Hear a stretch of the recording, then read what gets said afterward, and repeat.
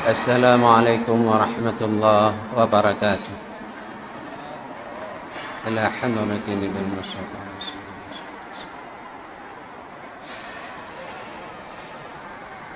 Al-Fatihah.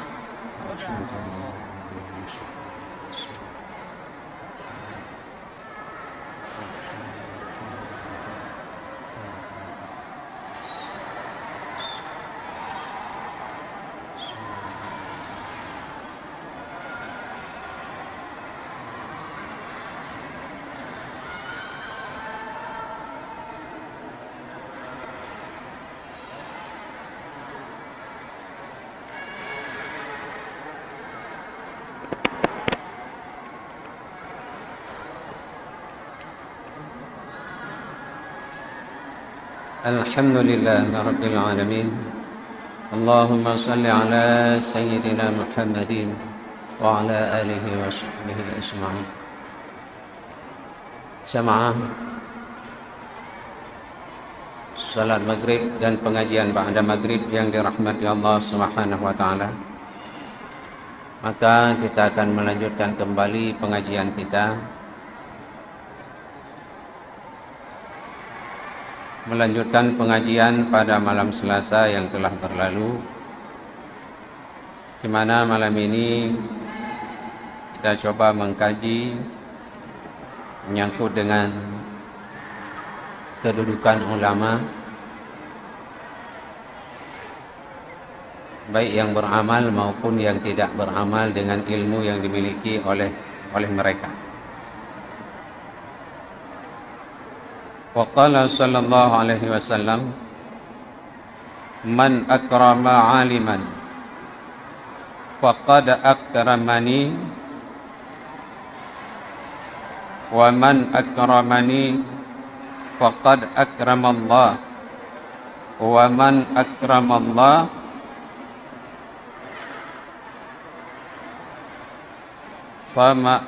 fama'wahul jannah. Sabda Nabi sallallahu alaihi wasallam, barang siapa memuliakan orang yang alim, maka sungguh memulia akan aku, dan barang siapa memulia akan daku, maka sungguh memulia akan Allah. Dan barang siapa memulia akan Allah, maka tempatnya dalam syurga. Rasulullah bersabda di dalam hadisnya bahwa orang yang memuliakan ulama itu, maka dia memuliakan Rasulullah. Kalau kita sudah memuliakan Rasulullah, maka kita memuliakan Allah Subhanahu wa ta'ala. Orang yang memuliakan Allah, tempatnya sudah pasti dalam syurga Allah Subhanahu wa ta'ala. Akan dalam hidupnya, kita jangan pernah menghina para ulama, mencaci maki para ulama, tapi muliakanlah ulama itu sehingga Allah memuliakan kita, baik di dunia maupun di yaumil mahsyar kelak.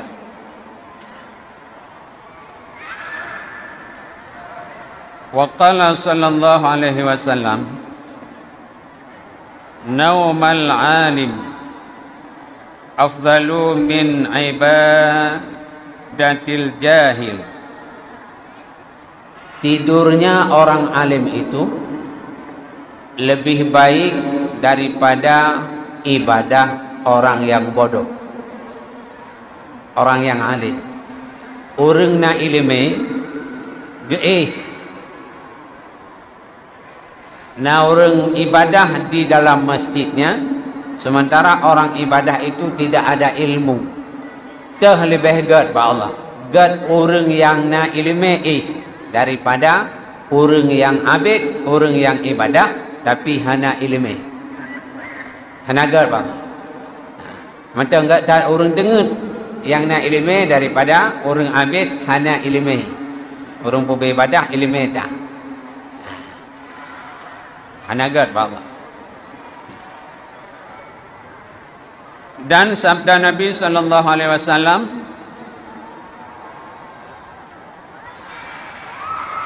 man ta'allama baban minal ilmi yaf'alu bihi aw lam ya'mal bihi kana afdala min ayyusalliya alfa rak'atin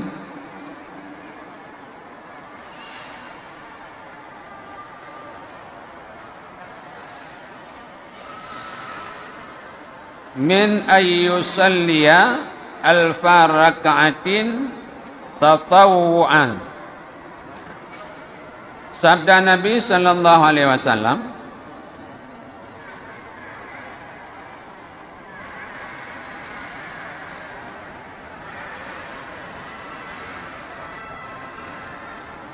barang siapa belajar satu bab daripada ilmu, beramal dengan dia atau tiada beramal dengan dia ilmu, adalah ia terlebih afdal daripada sembahyang sunat 1000 rakaat. Tetapi tiada dapat tiada bagi hamba itu daripada beramal dengan ilmunya, karena banyak hadis yang mencela akan ulama yang tiada beramal dengan ilmunya. Orang yang merno sabuh bab ilmu dan gaamalkan sabuh bab ilmunya atau hanya gaamalkan, nyan lebih gad kepegah daripada orang sembahyang 1000 rakaat. Tapi lebih gad orang yang na ilmunya beramal ketimbang tidak beramal. Kenapa? Karena banyak sekali hadis yang mencaci, yang melaknat orang yang memiliki ilmu tapi tidak beramal. Kita jangan salah faham. Bentuk munyo lagi yang kepegah dalam hadis Nabi apa ya minta ilmu ri berat tak ganjaran. Munyo hana tamamanya ilmu gelaknat. Gecaci maki, gegat baik dah minta ilmu. Yang na minta ilmu tidak beramal, gecaci maki oleh Allah, apalagi yang hana minta ilmu, hana mamai. Lebih parah lah. Pulang orang ibadah lagi berhati-hati mana? Dia beribadah mau, tapi enggak mau mencari ilmu. Anak apa bi? Sia-sia. Sia-sia ibadah.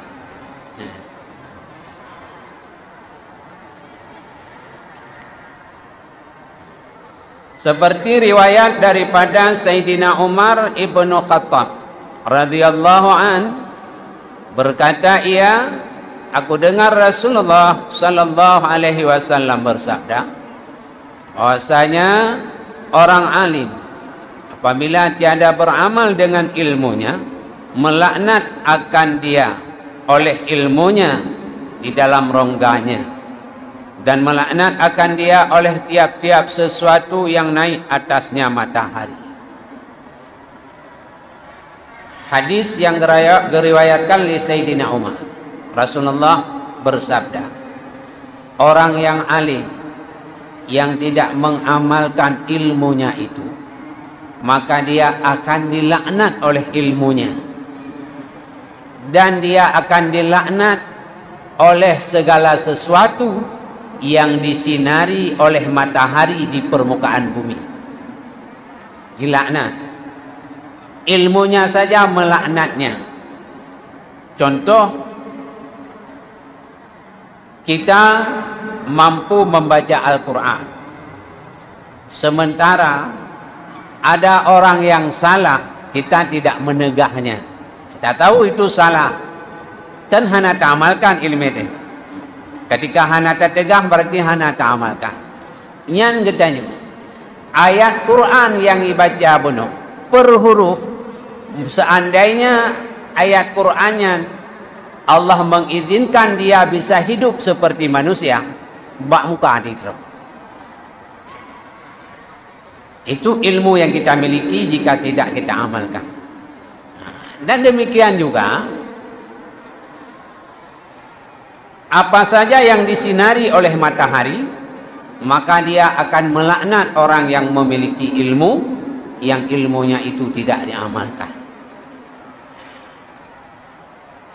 Menyokan almarhum Abu Kenire, Abu Muhammad Nur, pokoknya lebih baik sedikit ilmu tapi kita mampu beramal, ketimbang banyak ilmu tapi kita tidak mampu mengamalkannya. Kan berarti Haji Malik baik salah. Makanya kalau kita lihat sejarah orang-orang dahulu, kenapa orang dahulu selesai dia mengaji kitab Masailal, beramal, dia memiliki karamah. Gebubut lagi yang menulis. Itanya menyujud David baik lagi yang menulisnya. Menyujud David lagi sampai lagi yang menulis gimana cara. Menyujud Keh ini. Tapi orang dulu tidak. Maka orang dahulu keramat-keramat. Ketika mereka sudah keramat, ilmu yang tidak pernah dia ketahui akan diberitahukan oleh Allah kepadanya. Maka manyang-manyang tak ilmu urun jamun tanpa gebut manyang, tapi manyang ilmu karena amal. Jadi lecat yang gaji-ganji yang gedepu oleh ulama-ulama jamun. Karena apa? Memang langsung Allah yang mengajarkan mereka. Maknanya kan enggak berikut Allah, biasanya baik dalam upom sih. Kai pegah bernualiran sesat. Maknanya Allah buka hijab, Allah buka hatinya itu. Allah berikan dalam hatinya itu cahaya ilmu, nurullah, ilmu Allah itu ke dalam hatinya yang tidak pernah dia ketahui. Kita katanya beramal itu semampu kita. Ubena ada depu, ubena ada pebut. Yang ada depu baik pebut. Yang kita tidak tahu jangan kerjakan. Kenapa? Binasa. Jangan kerjakan. Mudonya mantap. Honda masa hancur tertempe ban tertempe sih nyan kengget ban sama hancur ban gop. Apalagi akhirat.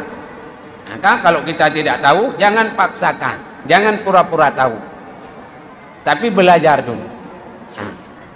Makanya jamun kenapa Rasulullah setelah menerima perintah salat waktu Isra Mi'raj, tatkala dia turun ke bumi, kenapa pada waktu itu, pada waktu subuh dan pada waktu zuhur beliau tidak salat? Karena beliau belum memiliki ilmu. Galom na ilmu. Memang kena bubut. Ketika Jibril turun pada waktu zuhur, diajarkan Rasulullah, Jibril menjadi imam, Rasulullah menjadi makmum. Setelah itu baru beliau melaksanakan salat. Lalu pernah Jibril baru kubur. Anehnya kita hari ini, tahu tidak, tempat pengajian cukup banyak sudah, tapi tidak mau belajar. Salat kita kerjakan seolah-olah seperti orang yang paling tahu ilmu tentang salat. Itu hari ini kebalikan. Maka kita tidak heran jika kita lihat di tengah-tengah masyarakat orang yang rajin salat tapi dia rajin memfitnah orang. Orang yang rajin salat tapi dia rajin melaksanakan perbuatan riba. Orang yang rajin salat tapi dia rajin melakukan maksiat kepada Allah, kita tidak heran. Jangan heran. Kenapa? Kalau secara ilmu Allah, maka salat yang dia kerjakan itu tanpa ilmu pengetahuan tentang salat, sehingga salat itu tidak mampu menjaga dia, tidak berpengaruh dalam kehidupannya, sehingga terpelihara dia daripada perbuatan keji dan perbuatan mungkar. Tidak ada. Makanya tidak, jangan susah. Ini yang sayangnya ilmu yang kemenang ke jadi. Itu kata Rasulullah sallallahu alaihi wasallam.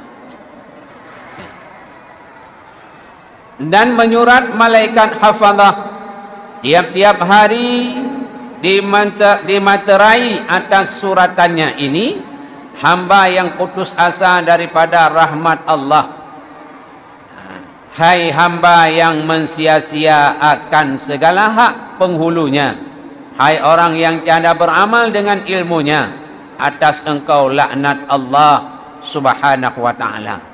Maka apabila mati ia, dicabut Allah akar rohnya atas ketiadaan syahadat, dan diharamkan mati atas beriman. A'adzanallah min dzalik. Kita berlindung daripada hal yang demikian. Dan orang yang punya ilmu tidak beramal itu, malaikat akan mencatat di dalam bukunya dan dimantrai, gebuh matrai. Gebuh matrai itu buku urangnya di malaikat. Tulis bab buku orang yang putus asa daripada rahmat Allah. Maka orangnya karena putus asa atas rahmat Allah, maka Allah gelaknat atas orangnya apabila mati. Orangnya han mampu mengucapkan syahadah la ilaha illallah. Orang punya ilmu tidak beramal, ketika mati maka dia tidak akan mengucapkan kalimah syahadah, dan diharamkan oleh Allah Subhanahu wa taala mati atas beriman. Nauzubillah. Kita berlindung kepada Allah. Orang yang berilmu tidak beramal, diharamkan oleh Allah mati di dalam iman, apalagi orang yang tidak berilmu. Takutkah kita ataupun tidak? Ya, iban haya. Mati tidak membawa iman. Sehebat apapun kita di dunia, salat kita tidak pernah tinggal, puasa kita, berbagai jenis puasa kita laksanakan, rukbak puasa Nabi Allah Daud dapubu. Kemudian bersedekah kita setiap hari, anak yatim kita bantu, fakir miskin kita bantu, masjid kita bangun, di mana ada zikir kita pergi. Tapi kita tidak mau menuntut ilmu, mati tidak membawa iman, kekal dalam neraka hanarum.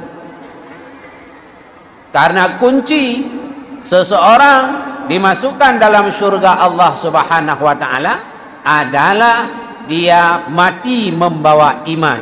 Walaupun nanti dibakar dahulu, tapi syurga dia akan dimasukkan oleh Allah Subhanahu wa taala. Maka ilmulah yang menentukan seseorang. Maka ilmu yang penting dah. Dan hal yang paling mudah,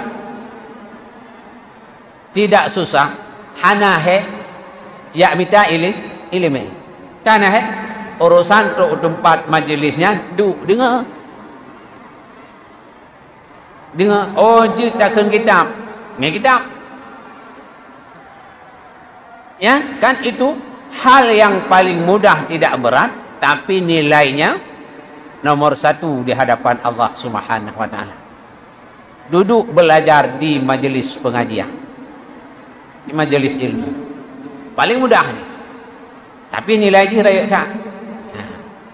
Maka kita yang memiliki amal, yang memiliki ilmu, hati-hati.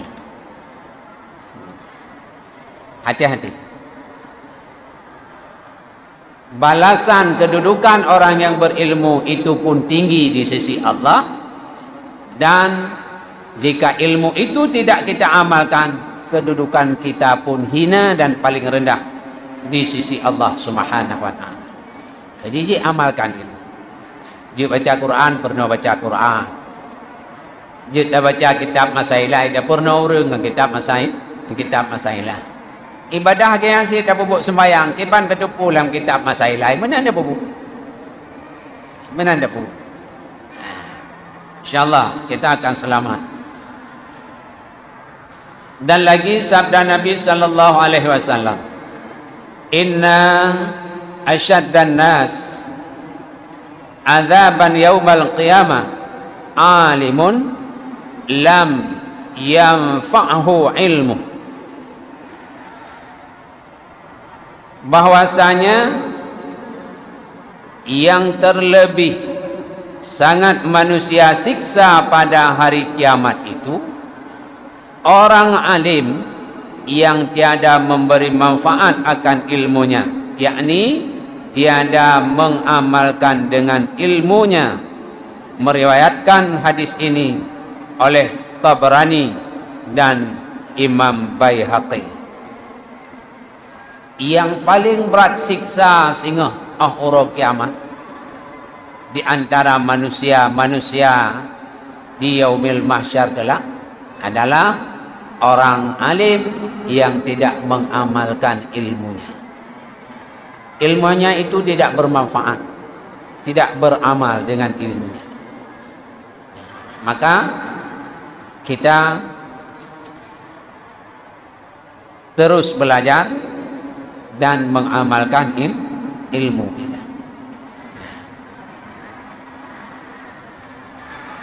Dan lagi Ibnu Ruslan berkata, wa alimun bi ilmihi lam ya'mala mu'adzabun min qabli abidil wasan. Orang alim yang tiada mengamalkan dengan ilmunya disiksa akan dia dahulu daripada kafir yang menyembah berhala. Orang alim yang memiliki ilmu dia tidak beramal. Sebelum orang kafir masuk dalam neraka, terlebih dahulu dia yang disiksa oleh Allah di dalam neraka. Demikian pula kebalikannya, orang alim yang mengamalkan ilmunya dia terlebih dahulu masuk dalam syurga Allah ketimbang dengan orang yang mati syahid, ketimbang dengan manusia yang hajinya diterima oleh Allah Subhanahu wa taala, ketimbang dengan orang kaya yang murah hati, maka dialah terlebih dahulu yang masuk dalam syurga Allah Subhanahu wa taala. Amalkan ilmunya. Igaknya awai tamang syurga, gaknya awai tamang neraka. Dua boh rumalin. Kaji ke perang. Di dalam kitab Ihya Ulumuddin, dua hal yang paling dekat dengan orang alim itu, yang pertama adalah sombong, yang kedua dengki. Nyantau tak ngau orang malim. Mamnya ngau orang malim to sifatnya, ngau orang hana malim hana apa hari. Jadi kecuali orang alim yang memelihara dirinya, maknanya tauhid dan tasawuf lebih mendalam pada dirinya ketimbang daripada fikih.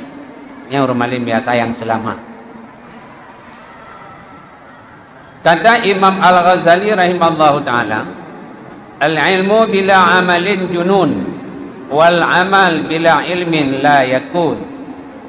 Ilmu dengan tiada beramal pungut. Gali Imam Ghazali, na ilmi hana ta amaikan nyan pungut. Gila. Amal tanpa ilmu, kata Imam Ghazali, tidak sah.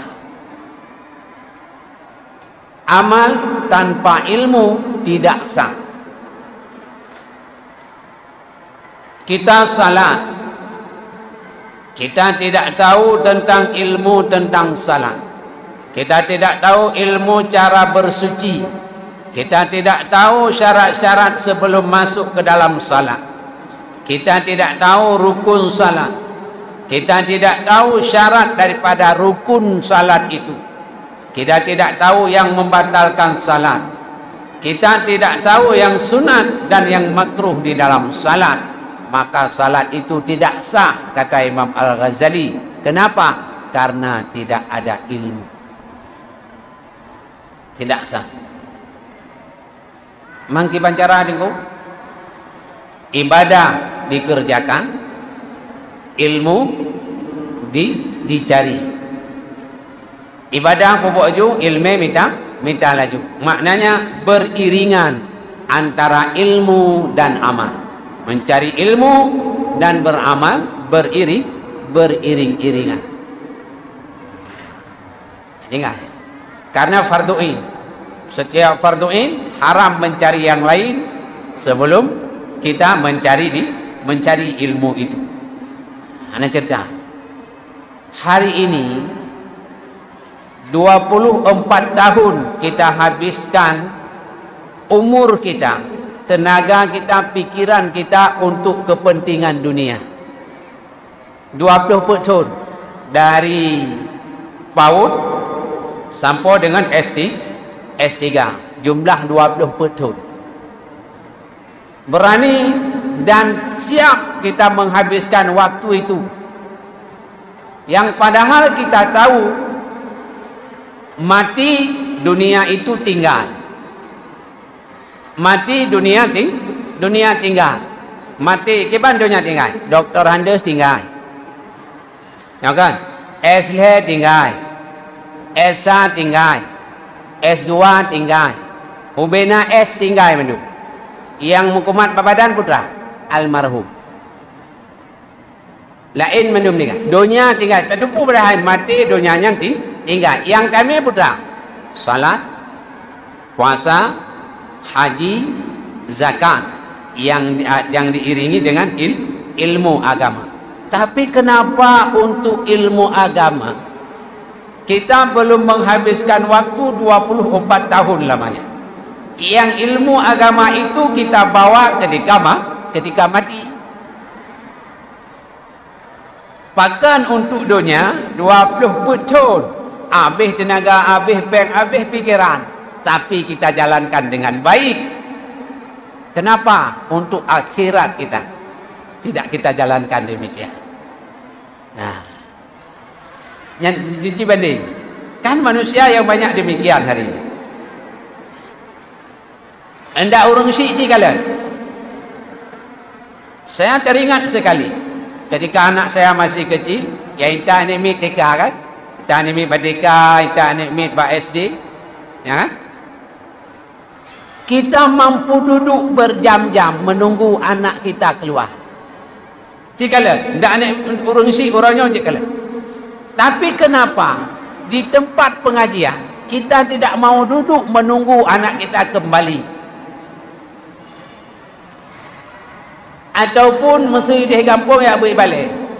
Kenapa tidak pernah sekali-sekali kita naik kereta lewat ataupun pergi ke tempat pengajian dia? Ada dia enggak di tempat pengajian itu? Mana barang? Nah, itu yang sangat kita sayangkan. Nah, tapi di tempat sekolah untuk dunia banyak orang tua yang rela menghabiskan waktu, uang dan tenaganya untuk kepentingan dunia. Tapi lupa dia untuk akhirat anak-anaknya. Ini yang sangat kita sayangkan. Ya.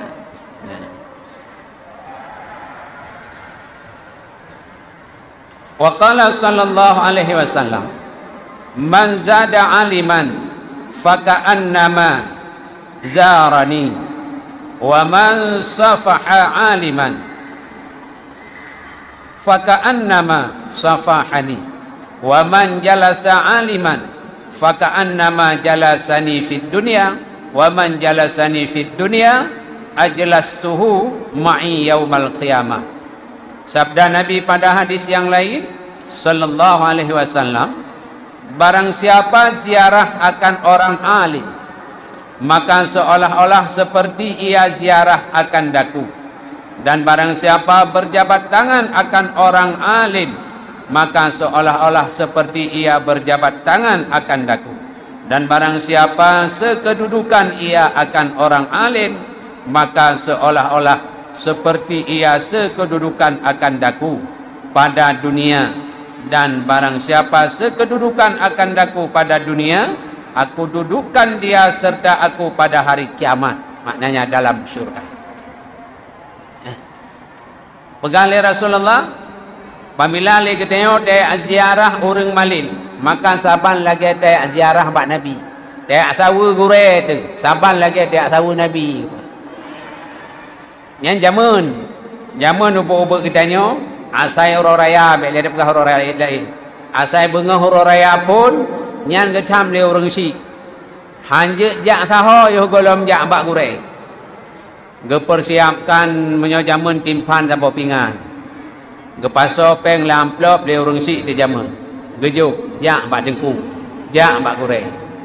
Jaman, jinoh nalih. Nabi jino itu tan gure. Itu gure bak tempat ber saja. Orang raya ni tempat gure. Hana itu pak rumah gure, pak rumah gure. Ho. Ya, orang tua pun tidak mengarahkannya. Zaman mana? Zaman. Ada hai menziarahi guru kita. Tengku yang pebut katanya alif ba ta sa jim ha. Tengku yang pebut katanya Quran juz amma. Nyan saban lagi katanya katayak kunjung Nabi di Madinah. Nyan ban ke? Nyan ban nilai ji. Kemudian apabila katanya tamu matjaro dengan orang alim, maka sama lagi tamu matjaro dengan Rasulullah sallallahu alaihi wasallam. Tamu matjaro gure. Tahu mak? Itu. Maka orang mufum monyo hanai tu me mumat lah, hanai piu. Ipok lang kawarami. Tetak ya mumat jaro.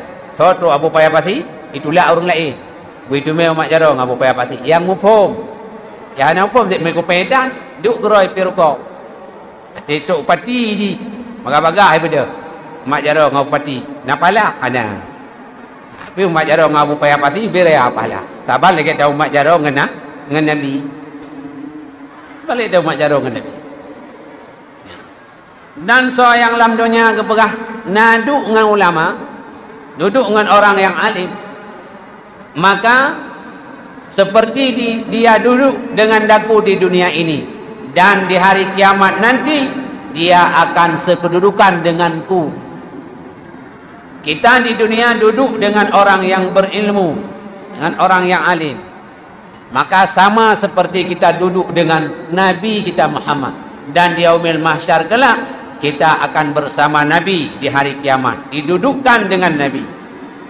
Berarti di samping Nabi dimiup liwaul hamdi, payung Rasulullah pada hari kiamat di padang mahsyar nanti, di mana hari tidak ada tempat bernaung kecuali naungan Allah Subhanahu wa taala dan naungan Rasulullah sallallahu alaihi wasallam. Ya. Itu mulianya. Menewati kepegang kekurangan kedudukan orang yang tidak beramal. Orang alim tidak beramal. Yang kepegang kedudukan orang malim, tapi yang mau beramal. Ini kita upayakan dengan mereka, kita selalu bersentuhan. Jadi kadang-kadang dekem dan sena kauri bak tabur tempat gundang orang alim kan. Ada orang damang le parumo. Dia tamang ni pengan aku. Bek lu. Bah orang lain betul. Kau mangai. Kagak kesempatan ya Allah duk bak binih orang malim. Hantim. Hai duk samping Nabi. Ke hanapu bah orang lain betul bek lu. Ha. Tapi kalau orang mengerti, hanariu parumo ke damang. Enggak duk samping orang malim, enggak duk samping Nabi. Kahang kena meduk di sampingnya. Pokoknya dalam kawan jamuan orang malimnya inan begitu meduk ya. Nah itu kan saya sering mengatakan, dunia hidup kita di dunia yang akhir, di penghujung dunia yang sudah dekat kepada kiamat. Maka pandai-pandailah kita di dalam beramal. Amal yang dengan amal itu tidak cukup umur kita untuk melakukan amal itu. Lagi malamnya aduk bak majlis ilmu. Lecat lebih fadilah oleh Allah Subhanahu wa taala. Riwayat daripada Abi Hurairah radhiyallahu an berkata ia, aku dengar Rasulullah sallallahu alaihi wasallam bersabda, barang siapa ziarah orang alim, aku zaman baginya atas Allah Ta'ala akan syurga. Ya. Pada hadis yang diriwayat oleh Abi Hurairah, Rasulullah mengatakan, orang yang menziarahi orang alim, maka kata Rasulullah, dia telah menghutangkan Allah Subhanahu wa Ta'ala akan syurga. Orang yang ziarah orang alim, orangnya gepudang ke Allah dan akan syurga Allah Subhanahu wa Ta'ala. Zaman menghutangkan Allah, itu yang menziarahi orang alim. Hadis yang diriwayatkan oleh Abi Hurairah. Maka biasa tengok tajak wajah timu, kebetulan lewat ikut daya Abu Bayar Pasi. Datang siat katama lang koptek daya hanya lepi bab ini jalan raya. Tak ziarahi ke? Tak ziarahi katnya. Ate tok kena agaknya nak masalah. Pokoknya kata tajak ziarahi katnya. Anak bekah benar orangnya ana menziarahi mereka. Dan kata tajak, ban tajak lebih salim ternyata hana apa. Pikirnya kali tak ziarah orang alim. Orang raya pasar, orang raya haji kan sih, kan? Ajak dia. Lewa rumah, lian jak juga gure, jak badengku. Nya yang utama le, kan? Ini yang le. Oh, daripada semayang bengah orang raya, membak urung si, ham tu memang woi le, jak bak kepala dina. Bak urung si, ham tu memang woi le, bak kepala dina ha juga di. Lai pala kan. Tambah orang si le pale utama, le orang si baku re dia baru David. Nah, itu yang kita sayangkan, kita khawatirkan apa yang dikatakan oleh Rasulullah hari ini, banyak orang sudah tidak mau mengikutinya lagi. Banyak orang hari ini yang mau mengikuti apa yang dikatakan di dalam media sosial.